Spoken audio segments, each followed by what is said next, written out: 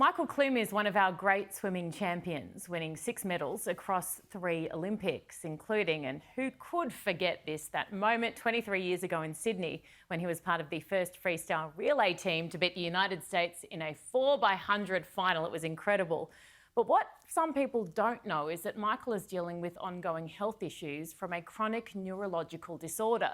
Now, he's teamed up with Brainwave Australia. That's a charity that supports children with brain illnesses and their families. They do incredible stuff. And he joins me now from Bali.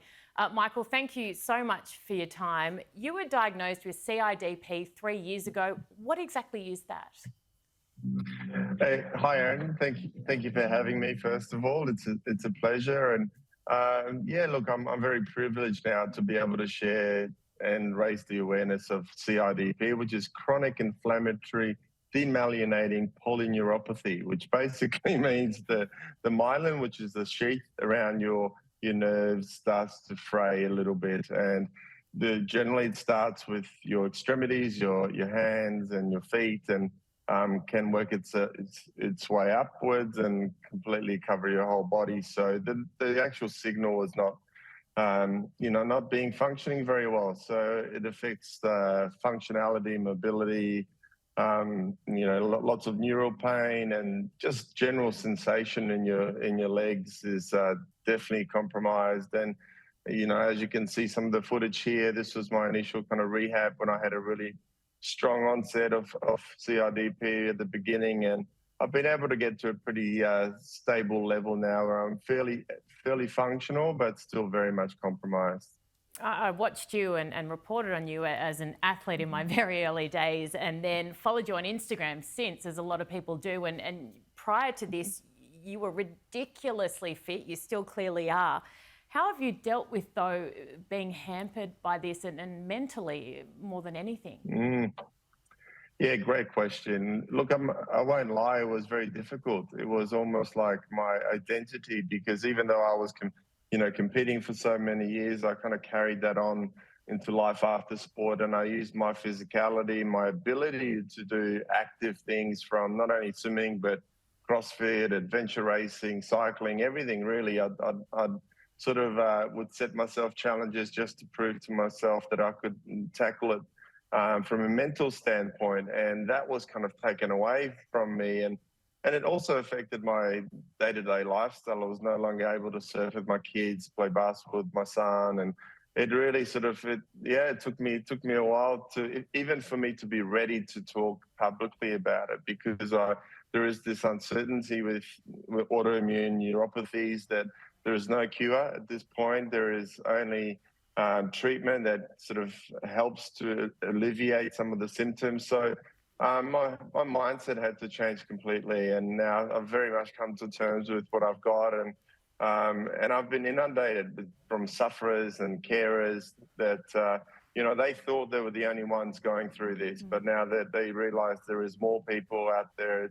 Actually, it's astounding how many people almost suffering in silence, I should say. And I'm almost very proud to be helping them by just raising the awareness. Hopefully, even with the brainwave activity that we're doing at the moment, bring some focus to families and sufferers that are compromised by these sort of diseases. Yeah, it's brilliant stuff that Brainwave do, and I love the fact that they include the families in who they support, because often they are forgotten. So really incredible work. You are in Bali. It's where you've called home for many years. Milk & Co is your skincare range. You went from athlete into businessman very successfully. How's that all going? Yeah, it's sort of, I've had to kind of step away from that day-to-day entrepreneur kind of lifestyle. It was COVID definitely changed a lot of my priorities, and then my illness even solidified that. And for me now, my health is kind of number one priority. If I can look after my health and be as functional as I can be, I can still be a very, very helpful and hands-on father and a partner. And obviously I've had so much support from swimmers, athletes, public, obviously my family. So some things that for me, driving a business wasn't the number one priority like it was for over a decade. So yeah, I'm very, very proud to be running a small swim academy here called Klim Swim, and I work with Swimming Victoria, very similar to your previous guest, and Ali Cole. We work together with the swimmers in Victoria, but also with Fairbank Grammar. So it's kind of come full circle, and I'm back into something that I'm very passionate about, swimming and the youth, I guess. And I guess the swimming can really shape a person, the character, open a lot of doors. But yeah, so I'm very, very excited about being back in swimming. You've got 10 seconds, Michael, before Peter Credlin takes over. Take us back to the U2000 and that 4x100 final. What stands out?